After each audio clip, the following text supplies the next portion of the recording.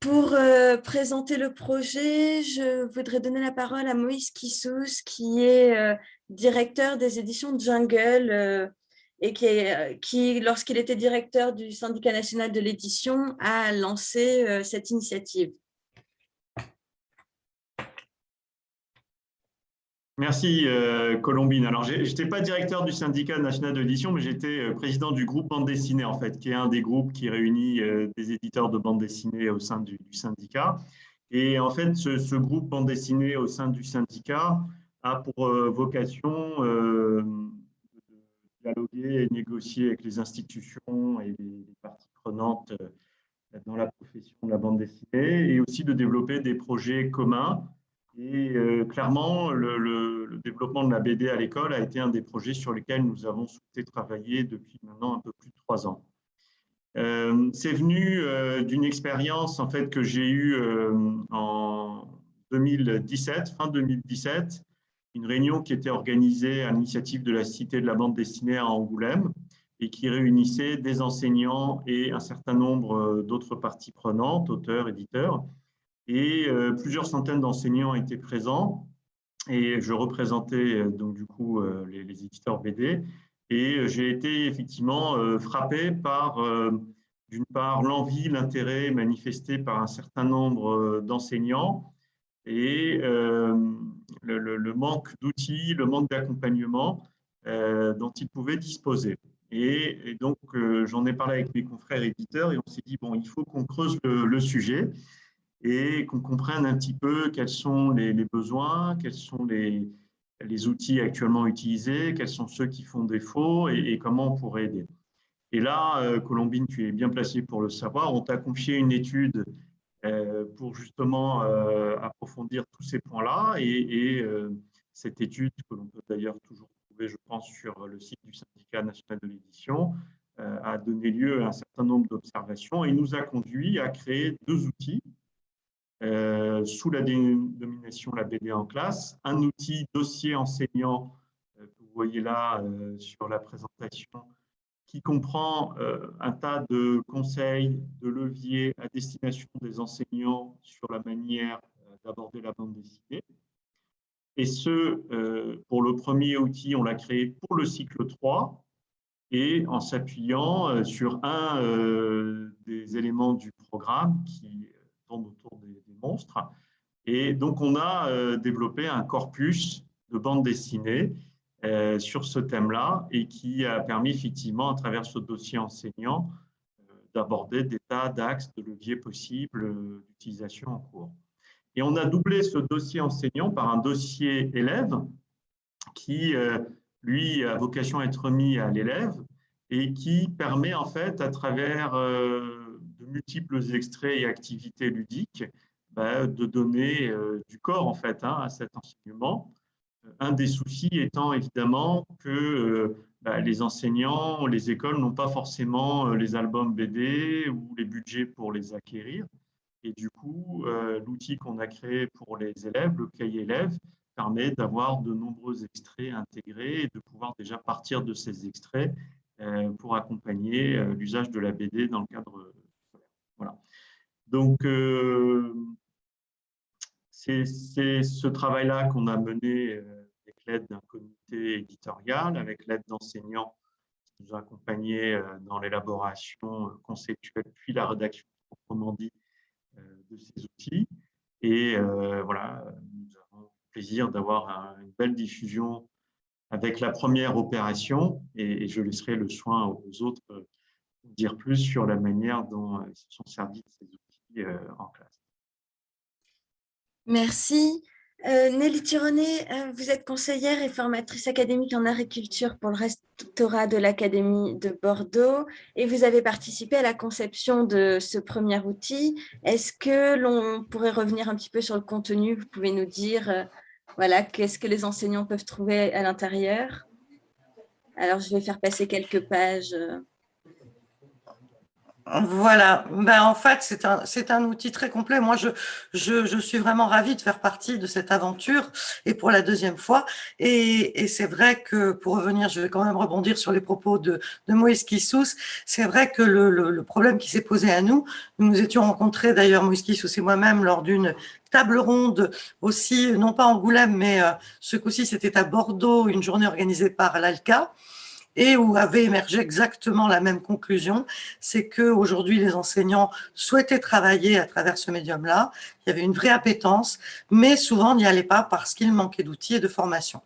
Donc voilà, cet outil, il vient tout à fait combler ce manque-là, qui est abyssal, et on essaie aussi, par la formation continue et initiale, de permettre aux enseignants d'entrer dans la narration BD. Cela étant, oui, effectivement, du coup, je peux le dire haut et fort, c'est un outil très performant qui permet, alors à chaque fois c'est une thématique donnée pour un niveau donné, mais il y a une forme d'universalité aussi dans chaque volume, puisque on réfléchit à la fois à l'indépendance de chaque volume, mais aussi à une cohérence de collection. Et donc, les enseignants peuvent tout à fait s'emparer, le mieux étant de travailler à partir des bandes dessinées, bien sûr, qui sont sur lesquelles on fait des focus, mais peuvent travailler, acquérir ainsi des outils sur la narration BD, les caractéristiques de la narration BD. On y trouve donc par rapport au corpus choisi, par rapport au thème et au niveau, bien une description des BD, une présentation des BD choisis, dans laquelle je précise il y a aussi des mangas, parce que le manga c'est de la BD. Et puis, on va trouver ensuite des axes d'analyse à travers les BD, donc des axes transversaux. Mais il y a aussi, bien sûr, des analyses à proprement parler d'albums, etc., etc. Je ne peux pas tout décliner, mais c'est vraiment un outil extrêmement complet, avec une belle qualité éditoriale en version papier, il faut le souligner. Voilà. Et non, mais c'est vraiment un plaisir de participer à cette aventure. Alors là, on est sur le premier volume, donc qui était sur le thème des monstres, qui touche le cycle 3. C'est un CM de sixième et qui a été très exploité. Je laisserai à mes autres camarades intervenants le loisir d'en parler. Et le deuxième volume, donc sur lequel nous avons travaillé cet été, s'adresse au cycle 2-3 sur le thème de l'environnement et le développement durable. Voilà, donc un autre travail à partir d'un autre corpus, mais qui est tout aussi passionnant et qui peut permettre aux enseignants de se saisir de cette thématique-là à travers la bande dessinée. Ne vous inquiétez pas si je fais des signes, vous me voyez à la caméra, c'est que je suis en direct live dans le lycée, dans le CDI, et que les élèves veulent entrer. Je leur dis non, non, non, je suis occupée pour l'instant. Voilà, donc c'est ce qui s'appelle vraiment un vrai direct. Et puis bien sûr, je soulignerai aussi que le corpus, enfin, les BD sélectionnés par le comité éditorial et le comité rédactionnel sont toujours d'une grande qualité. Nous sommes très très attentifs à cela. Une qualité par rapport au thème, mais bien sûr une qualité de narration BD, un vrai travail BD, parce que parfois les BD pédagogiques pêchent un peu par manque de narration BD. Là, dans ce qui est proposé, c'est vraiment pas le cas. Donc, on peut entrer dans ces outils-là et donc entrer en travail avec la BD, à travers la BD, sans difficulté, grâce à ces outils-là et aux formations annexes, bien sûr. Merci. Stéphane Laster, vous faites partie du comité éditorial qui a défini les grandes lignes du projet et également des rédacteurs qui ont écrit les ressources. Et vous êtes également référent numérique pour l'Académie de Poitiers. Et vous, comme Nelly, vous avez accompagné l'outil pour le faire connaître aux enseignants et apporter une formation aux enseignants à partir de cet outil. Est-ce que vous pouvez nous en dire quelques mots? Tout à fait. Donc, je ne peux que plus soyer sur ce que vient de dire Nelly. Donc, le premier tome, nous avons eu l'occasion de de le diffuser, de le proposer lors de formations. Je fais partie du comité de pilotage d'une formation qui s'adresse aux enseignants, aux bibliothécaires, aux acteurs culturels, le Préac BD. Donc, à cette occasion-là, nous l'avons présenté. En ce qui concerne donc le premier tome, certains enseignants ont choisi de travailler sur le corpus en entier ou sur une partie du corpus. D'autres ont pris l'option de travailler sur un seul album en lecture intégrale et en s'appuyant sur les thématiques proposées sur l'exploitation pédagogique. Il y avait également, comme l'a dit Nelly, une partie sur le plus théorique sur la BD, parce que la BD, je ne peux qu'abonder dans ce sens, et c'est une lecture à part entière, même si elle a ses spécificités, et l'outil, la BD en classe, nous proposait de travailler sur ces spécificités, mais c'est de la lecture tout court. Donc, au niveau de ce premier volume, nous avions donc un corpus uniquement fictionnel et du coup lors du deuxième volume qui est en gestation et presque en réalisation, nous avons un corpus qui fait un bon mix, un juste équilibre entre BD fictionnel et là, vu la thématique du développement durable, de l'écologie et de la citoyenneté, également de la BD documentaire, avec aussi une démarche de montrer toute la variété et l'étendue du média BD. Donc, des thématiques sont abordées dans ce deuxième volume, autour donc du développement durable, de la nature, qui peut être sauvage ou domestiquée, autour de la pollution, et cette thématique-là permet d'ouvrir également sur la citoyenneté. Et du coup, voilà, une bonne possibilité de travail pour les classes de cycle 2 et plus particulièrement de cycle 3 en transversalité. D'accord. Est-ce que vous souhaitez nous parler d'un coup de cœur de bande dessinée qui est dans ce nouveau corpus? Alors oui, moi j'ai eu un gros coup de cœur pour Perdu dans le futur, qui est aux éditions Dupuis, il me semble, et également sur un autre coup de cœur sur une bande dessinée qui s'appelle Mini VIP. Voilà. Mais voilà, chacun des albums a été une négociation entre membres du comité, et voilà, c'est assez enrichissant d'échanger entre les différents rédacteurs pour pouvoir montrer toute l'étendue et la variété des productions BD en général et sur cette thématique en particulier. Nelly, un coup de cœur dans ce nouveau corpus?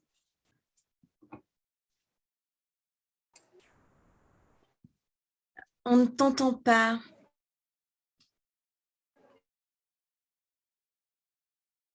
Alors, la personne qui a la parole doit juste activer son micro. Mais le micro de Nelly s'affiche activé, mais on n'entend pas sa voix. Ah, Nelly, réactivez votre micro. Voilà, là, on est censé vous entendre. Qu'est-ce qui se passe? Est-ce qu'il y a un fil qui s'est débranché? On vous entendait tout à l'heure. Sinon, il faudra peut-être que tu te déconnectes et tu te reconnectes. Alors, effectivement, Stéphane témoignait des vifs échanges qu'il y a eu entre enseignants et organisateurs de festivals de bande dessinée pour sélectionner ce corpus. Dans ce corpus, nous avons des bandes dessinées documentaires, mais nous avons également un certain nombre d'adaptations littéraires. Là, vous voyez en bas à droite de l'écran quelques images de Calpurnia, et dans ce nouvel opus, autrice et dessinatrice de l'adaptation en bande dessinée de Calpurnia qui est un roman de Jacques Kelly et qui a été dessiné donc par Daphné Collignon. Elle témoignera dans l'outil pour les enseignants de son expérience de médiation auprès d'enfants et comment animer un atelier. Donc voilà, un vrai mode d'emploi pour proposer un atelier BD. Et effectivement, nous avons un certain nombre d'adaptations littéraires qui vont être mises en avant puisqu'elles ont un écho particulier auprès des enseignants. Moïse, vous avez chez Jungle une collection Pépites, Jungle Pépites, spécialisée dans les adaptations littéraires. Est-ce que vous pouvez nous parler effectivement de la position éditoriale sur ces projets-là? Oui, alors l'adaptation de romans en BD, c'est pas quelque chose de nouveau, hein, ça existe depuis très longtemps, mais c'est vrai qu'il y a un développement assez fort ces dernières années sur le sujet. Nous, on a souhaité effectivement chez Jungle concentrer sur des romans qui sont soit prescrits à l'école, soit des classiques de l'édition jeunesse. Et c'est vrai que notamment le premier d'entre eux a connu un bel écho qui est la rivière à l'envers et nous avons le plaisir de l'avoir adapté, le voir présent dans la sélection des ouvrages de ce deuxième opus de la BD à l'école. Alors pour les auteurs, évidemment, on cherche à trouver des auteurs qui amènent une valeur ajoutée par rapport au roman. L'objectif, c'est de faire entrer dans ces histoires, dans ces belles histoires, les élèves et peut-être leur donner envie de ensuite lire les romans, même si ce n'est pas l'objectif en soi de la collection. L'objectif en soi, c'est déjà d'offrir de belles bandes dessinées qui ont leur autonomie et qui se lisent avec plaisir. Mais voilà, si au passage, c'est aussi l'occasion d'ouvrir les yeux sur des œuvres et de donner envie aux enfants de les lire par ailleurs, c'est une bonne chose. Dans cette collection, on est très fidèle par rapport au roman. Il y a d'autres adaptations de romans en bande dessinée qui peuvent prendre davantage de distance, mais on est très fidèle avec parfois peut-être des choix, notamment pour La ferme des animaux que nous venons d'adapter aussi dans la collection Pépites, le fameux livre de Orwell. Eh bien, on a veillé à ce que la version que nous proposons soit adaptée à un public de lecteurs plus jeunes, que ce soit au niveau du choix des mots, que ce soit au niveau des dessins, que ce soit lisible avec plaisir dès l'âge de 8 ans et que voilà, les jeunes élèves puissent l'apprécier et au moins en essayer d'en comprendre une bonne partie sans comprendre forcément tout le sous-texte. Mais là, c'est effectivement le rôle de l'enseignant d'accompagner la lecture de cette bande dessinée.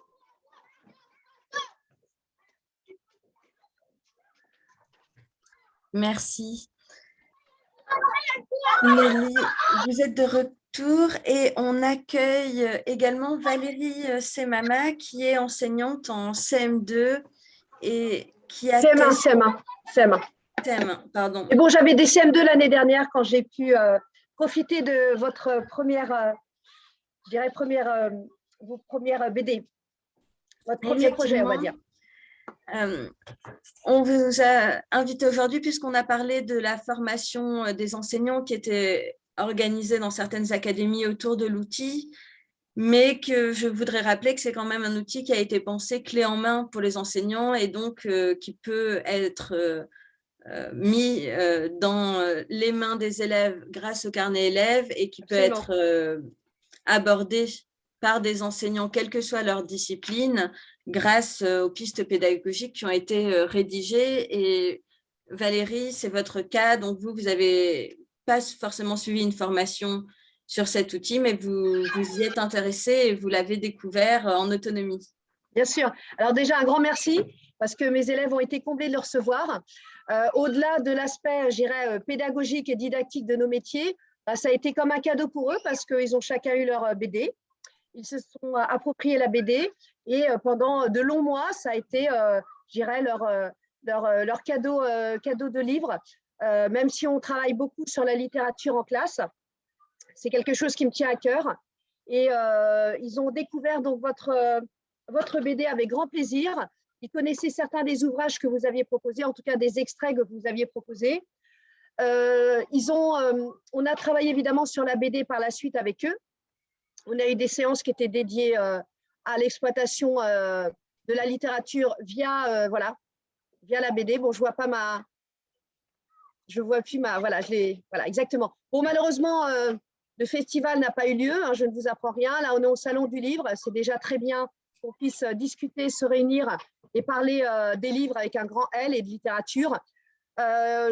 J'attends avec impatience le deuxième, qui est sur une thématique un peu plus, une autre thématique, parce que je pense que vous le savez, mais ce qui était important aussi, notamment dans le choix de votre première thématique, c'est un thème que nous évoquons en culture littéraire artistique avec nos élèves. En cycle 3, c'est le merveilleux, l'étrange, et en sixième, on évoque le monstre, les limites de l'humain. Donc, c'était vraiment une thématique tout à fait exploitable, non seulement en primaire, mais au début de collège aussi. Voilà, avec nos élèves. Vos dossiers pédagogiques étaient complets. Ils nous ont beaucoup aidés, ils nous ont beaucoup guidés parce qu'on a besoin de ça aussi quand on s'approprie un outil, un manuel notamment ou un carnet.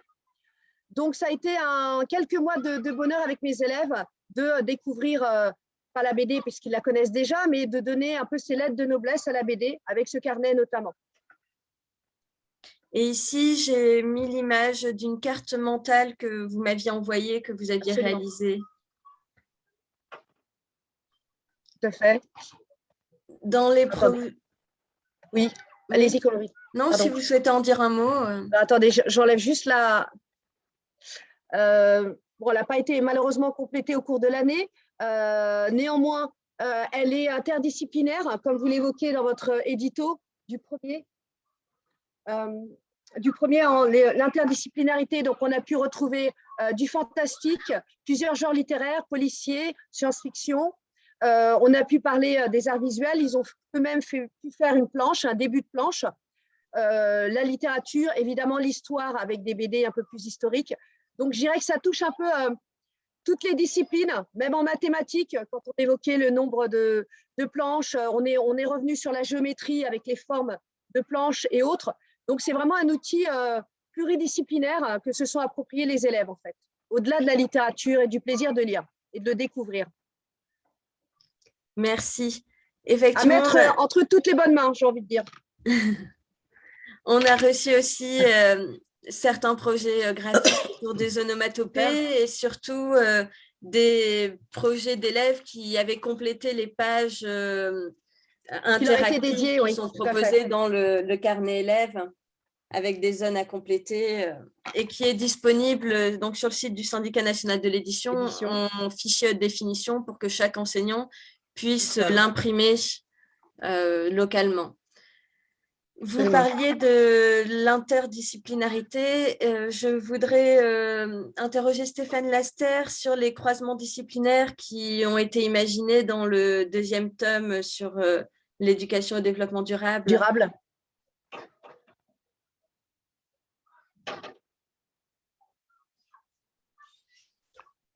Tout à fait, voilà, amener une réflexion sur le développement durable, comme je disais tout à l'heure, sur la pollution. Par contre, je n'ai plus le sommaire complet en ligne. Nelly, tu l'as ou pas? Elle ne m'entend pas. On l'entend pas. Je mets mon micro. Oui, le sommaire du prochain numéro? Oui. Du premier? Du deuxième. Alors, le second, il y a un focus sur vivre ensemble. Je le dis en vrac parce que je suis en fait devant la Dropbox, hein, j'ai pas la maquette. Donc, il y a un focus sur le vivre ensemble qui est très important dans la notion de développement durable.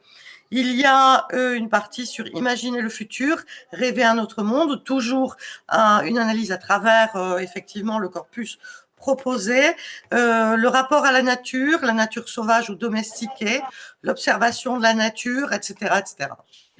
Sur l'observation également, voilà, vu que dans le corpus, il y a plusieurs ouvrages qui parlent des carnets de croquis, soit dans la fiction ou soit dans le documentaire, ça peut être aussi une ouverture pour exploiter les ouvrages en sortie, Absolument. par exemple. Tout à fait. Ouais, ouais. Ouais, ouais. Au-delà de l'approche disciplinaire, nous avons une question qui est est-ce que les enseignants pourraient s'approprier cet outil auprès d'un public d'apprenants français langue étrangère et pour les Je classes peux, au collège en particulier? oui, oui, je peux répondre éventuellement à cette question. Et vraiment, oui, tout à fait. Puisque la qualité, je dirais, de la narration BD, c'est qu'elle va se passer, qu'elle est sur qu'elle a plusieurs entrées. Enfin, j'apprends rien à personne, hein, entre l'image et le texte. Et ça permet effectivement un travail pour les allophones qui est assez facilitant. Et il y a déjà eu des expériences de cet ordre, puisque j'ai participé à un colloque sur BD enseignement il n'y a pas très longtemps, et il y avait un rendu d'expérience justement d'une enseignante qui est dans les classes, qui reçoit les groupes allophones de l'éducation nationale et qui travaille à travers la bande dessinée. Donc oui, 1000 fois oui. Je voulais moi également, là on peut le voir, mais je voulais moi également souligner la démarche, même cet ouvrage qui est une exploitation pédagogique est un bel ouvrage, c'est-à-dire qu'au niveau de, voilà, il y a beaucoup d'images, voilà, la richesse et de la mise en page et de la maquette et des documents iconographiques, quoi. Je peux même me permettre de rebondir là-dessus, Maurice, parce que c'est vrai que dans l'éducation nationale, on fait souvent des dossiers pédagogiques qui finissent en un PDF assez moyen. Et pour une fois, là, il y a un Austère. outil qui est en plus, oui, c'est ça, avec une mise en page approximative. Nous ne sommes pas des spécialistes. Et là, on a vraiment, en plus, un outil qui est d'autant plus agréable qu'il est, d'un point de vue éditorial, de très grande qualité. Vraiment. Donc, merci. Ouais, c'est vrai qu'on a voulu offrir quelque chose qui soit un outil agréable et plaisant et voilà, pour appuyer le développement de la bande dessinée à l'école, ça nous semblait important. Les ouvrages eux-mêmes étant aujourd'hui d'une fabrication de plus en plus soignée et qualitative, c'est important que le guide qui accompagne les enseignants et les élèves le soit aussi. Mais l'important, c'est avant tout aussi le contenu, donc merci à vous surtout. Effectivement, donc le contenu est intégralement rédigé par des professeurs des écoles, des maîtres formateurs. Et on me demandait à quelle date le nouvel outil Bulle de nature, donc qui parlera de la nature du développement durable, sera disponible. Le lancement se fera au Festival d'Angoulême. Donc voilà, mi-janvier, les ressources seront disponibles en téléchargement gratuit sur le site internet du Syndicat national de l'édition. Et le premier outil sur les monstres est déjà disponible sur le site du SNE et également sur le site EduScol. Effectivement, il y a une question, puisque je parlais des publications papier, et Valérie, vous aviez reçu un pack avec un dossier enseignant et puis 30 carnets élèves. C'est une volonté du Syndicat national de l'édition pour faciliter la prise en main de l'outil, démocratiser la bande dessinée, que de proposer cette publication papier. Elle a été distribuée dans un certain nombre de départements à travers des partenariats via des festivals de bande dessinée et nous incitons vraiment les associations de développement de la lecture ou les associations qui œuvrent dans le milieu pédagogique et qui ont envie de s'investir dans la distribution de ces tirages papier à nous contacter pour avoir une meilleure distribution dans toute la France. Puisque là, effectivement, pour l'instant, nous n'avons plus de cartons monstres, mais régulièrement, nous recevons des demandes des enseignants qui n'ont pas forcément la possibilité de les imprimer et qui ont envie d'avoir cet outil qualitatif. Stéphane, je vois que vous levez la main.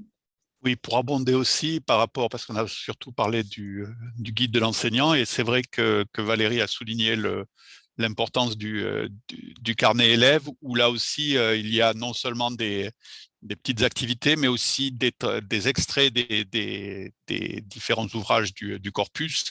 Et du coup, cela permet souvent, donc les élèves ne gardent pas, bien évidemment, les livres qu'ils ont étudiés en classe, mais ça leur permet d'avoir une trace et un souvenir. Du coup, voilà, c'est un bel outil et également que ce carnet élève.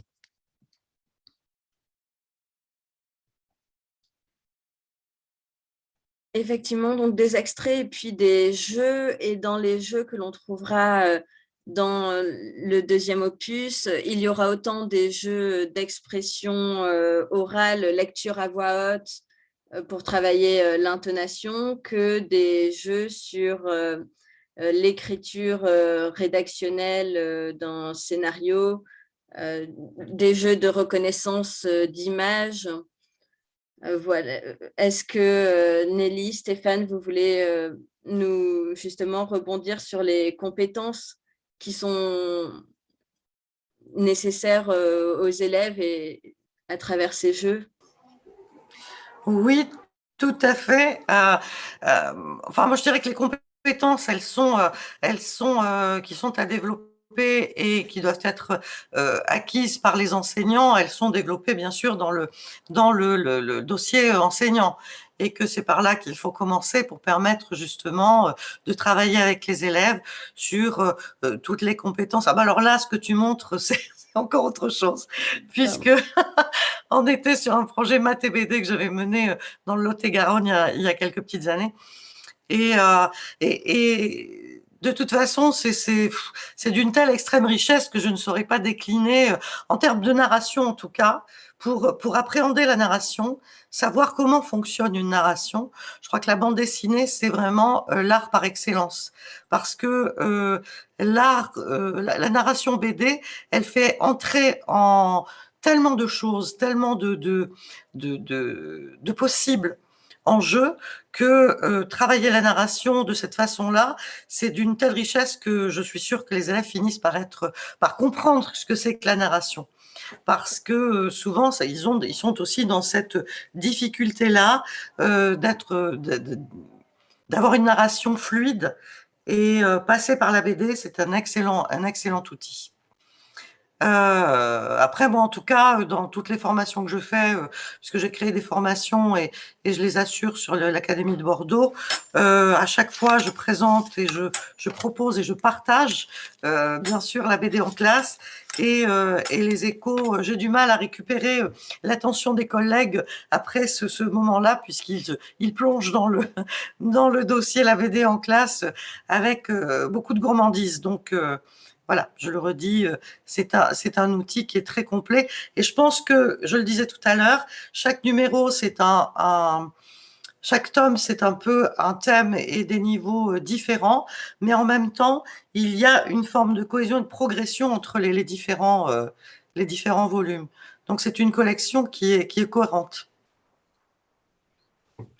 Merci. Pardon, pour rebondir également, je voulais dire voilà, sur la production d'écrit et sur le fait que, comme disait Nelly, c'est un outil, la BD riche, et surtout pour aborder des notions comme l'ellipse, c'est un des plus riches et des plus abordables. Merci.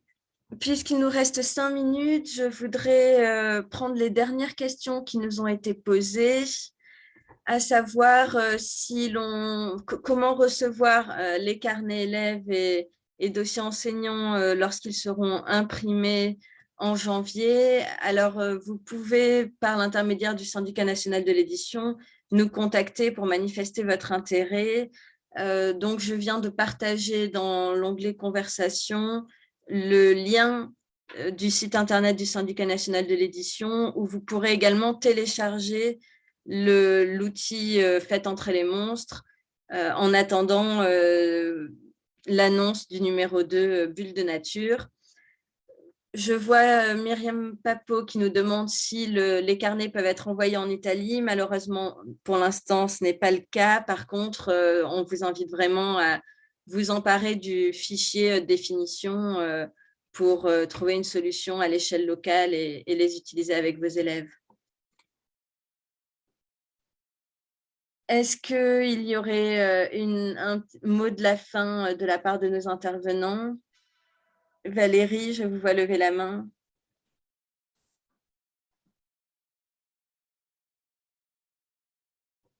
Il faut activer votre micro pour qu'on vous entende.